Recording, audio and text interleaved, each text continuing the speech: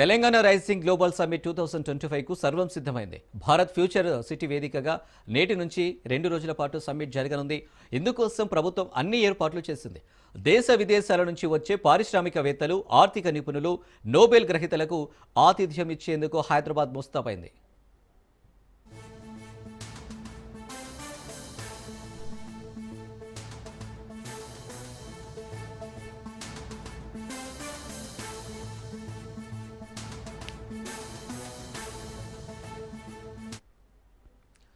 సదస్సుకు వేలాదిగా తరలివస్తున్న అతిథులు, వీఐపీల భద్రత దృష్ట్యా పోలీసులు కట్టుదిట్టమైన ఏర్పాట్లు చేశారు.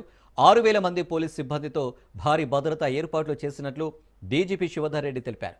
ఏడీజీపీలు, ఐజీలు, 10 మంది ఐపీఎస్ అధికారులు పలువురు బందోబస్తును పర్యవేక్షిస్తున్నారని చెప్పారు. వేదిక దగ్గర దాదాపు 1,200 మంది పోలీస్ సిబ్బందిని మోహరించనున్నారు.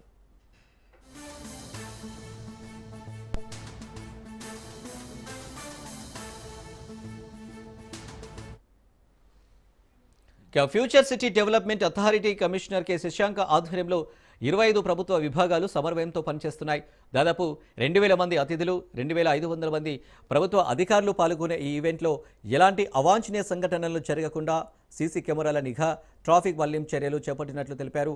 3 వారాలుగా సాగుతున్న సన్నాహాలు ఆదివారం నాటికి కొలిక్కి వచ్చాయని, ఈ సదస్సు తెలంగాణ చరిత్రలో మైలురాయిగా నిలిచిపోతుందని అధికారులు తెలిపారు.